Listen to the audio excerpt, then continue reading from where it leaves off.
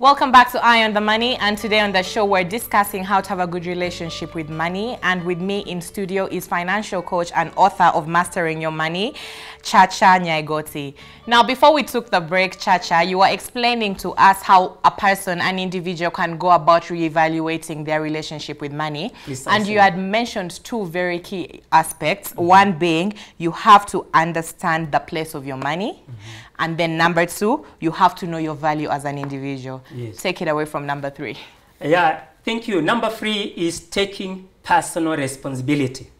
When it comes to money issues, financial matters, take personal responsibility. This means now here, you take the bull by the horns.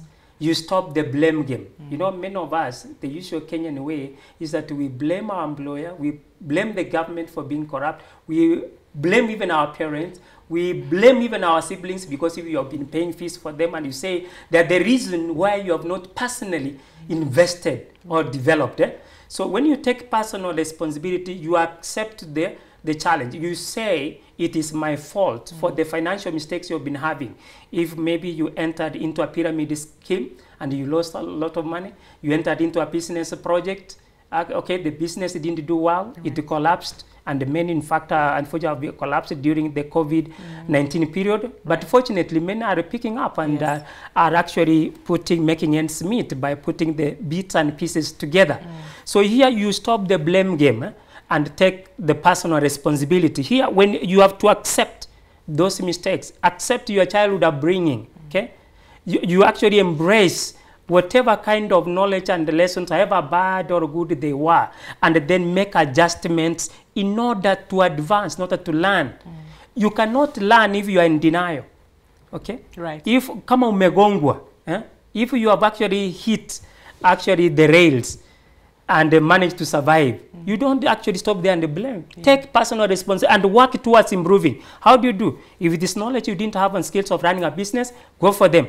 Look for them. You can guide them actually. There are financial coaches all over, financial training institutions or whatever, and whatnot. Chachanomics is one of them, by the way. It's a mentorship and coaching program. Right. So do not stop at the blame. Move on. Adjust so that you can improve. Otherwise, if you are in denial, nothing is going to happen. You even have to change your friends. You actually say, ditch the poverty support group. You know, we are the sum total of the 3 or 5 friends that we surround ourselves with. I fully agree with that. Yes. Yes. So with that said then, Chacha, why this big push for a good money relationship? I mean, you've touched on it, but what are the real consequences? Away from you just saying money will control you. Yes, or yes. You just, what are some of the real consequences of having a bad money relationship? Yes, one of the consequences is the trap and shame of debt. Yeah. Right. Actually, many of the Kenyans are trapped in the shame of debt. And in fact, one person said, we borrow money we don't have to please people we don't like. Right. That is the Dave Ramsey who said that. Yes. We borrow money we don't have, which means we are going to the digital money land. There are so many. You look at your phone, they pop up on the screen. Yeah. Actually, within 12 hours, so 24 hours, you have 20K, 40K. And what did you use it for? Consumption. When the payment comes, you are crying. The trap and shame of debt.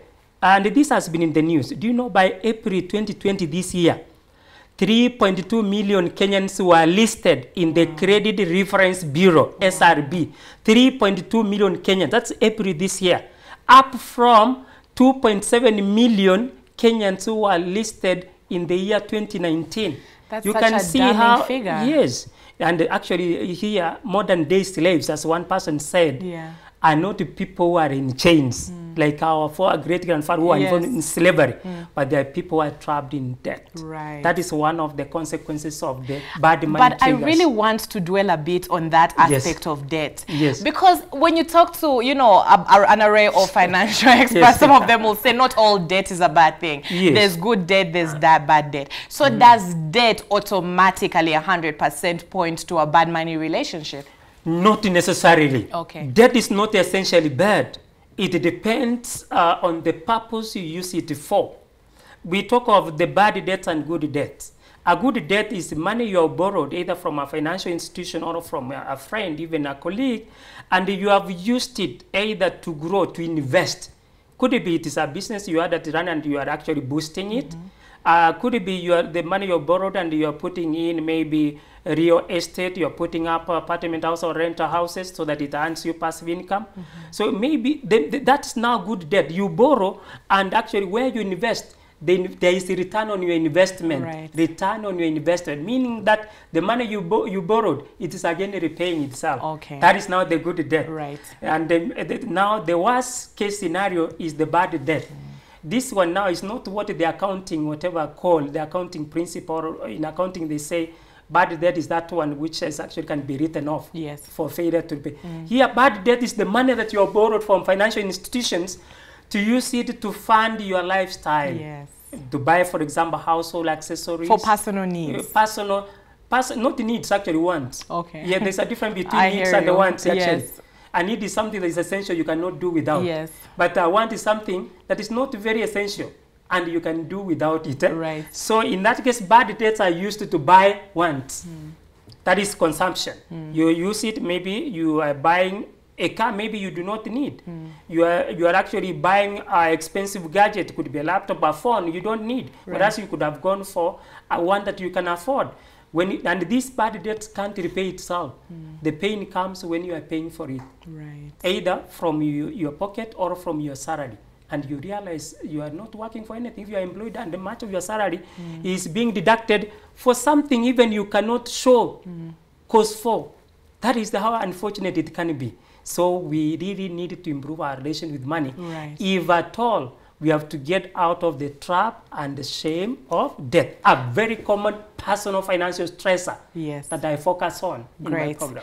Now, I really don't want this show to come to an end before asking you. Now, we always hear people say, oh, set goals. You know, plan your finances. Yes. With each cent, shilling you spend, make sure there's a goal. How does that fit into having a good money relationship? Why Yes. is this so Yeah. vital? And or is it overrated, or is it actually one of these things that you must do to have your money in order? Yes, by the way, you know, if you have not set a goal, then you don't know where you are going.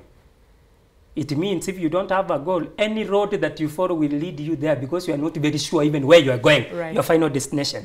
So a goal gives you the direction, just like a compass, a direction, a bearing. Yes. So that if you are spending, you are tracking your money with the intention of what? Seeing where the money goes so that you reduce on unnecessary expenses and spend more necessary. The first expense which is good that you need to know is saving. The first expense. You don't save after spending because you not have anything left. Yes. You actually save before spending. Right. That is paying yourself. Yes. In fact, we can call it the 80-20 rule. Yes. It's a Pareto principle, 80-20 rule. That now 20% of your total income should be saving. First you save it. You don't spend 80, you save 20 and then now 80 spread it. Right. So setting goals is important because it tells you how much you need to spend and on what. Especially on saving and investing, so that you increase on what matters for your future life. You want a better lifestyle? You have to pay the price. You have to set the goal. You have to track your money. You have to budget. Track where every shilling goes. And some people, budgeting is a very serious problem. Many of us have. Absolutely, yes. Because why? Because of the misconception, misunderstanding about budget. What is a budget? Basically, a budget is a guide. It tells you where your money should go, instead of worrying where it went after you have spent.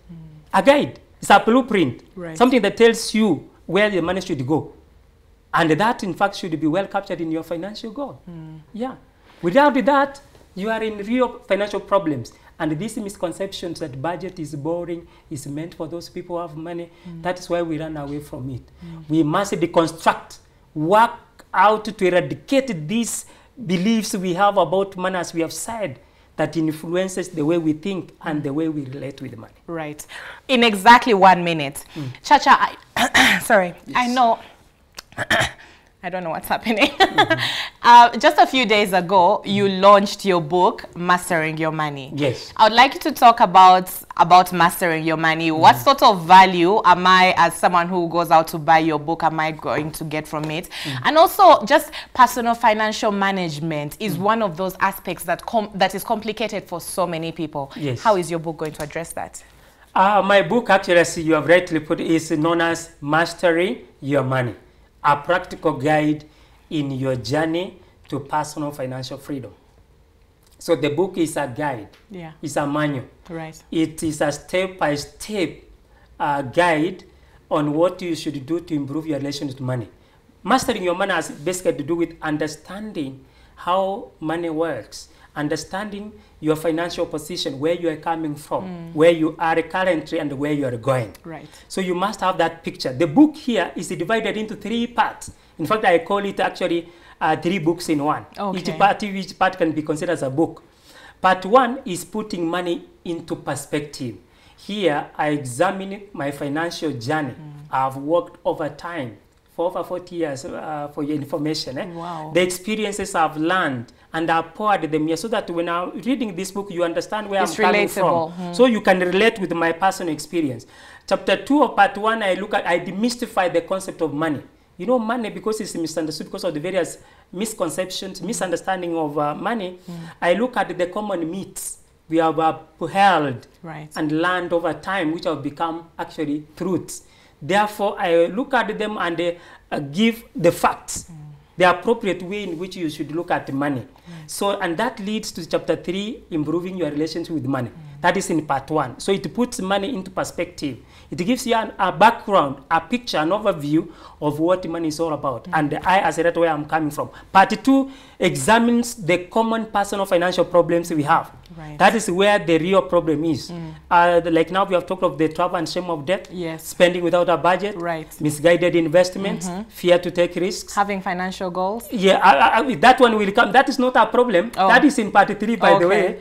And actually working without a definite purpose. Inability to cope with disasters like COVID-19. So this is the book of the moment, by the way.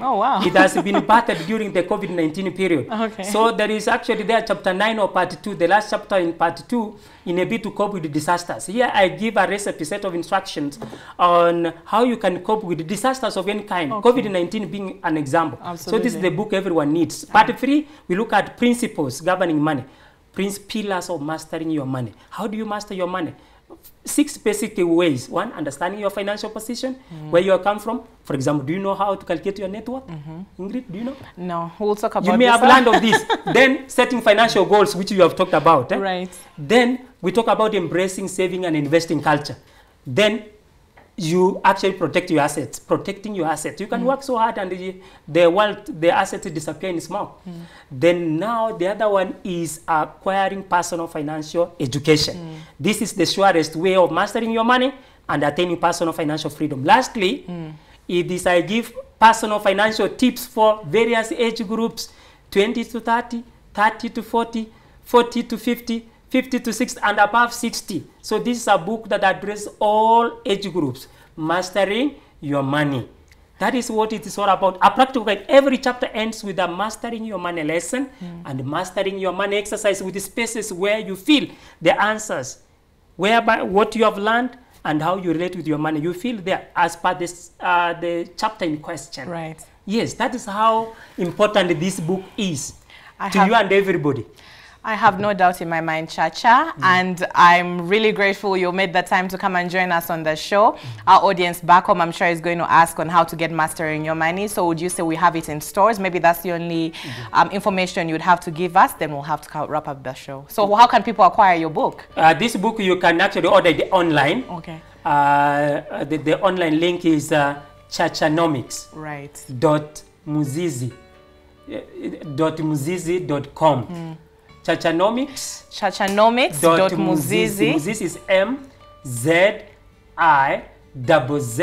MZIZZI.com.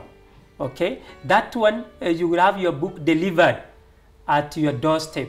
Still, you can go to my website, that is chachanomics.co.ke.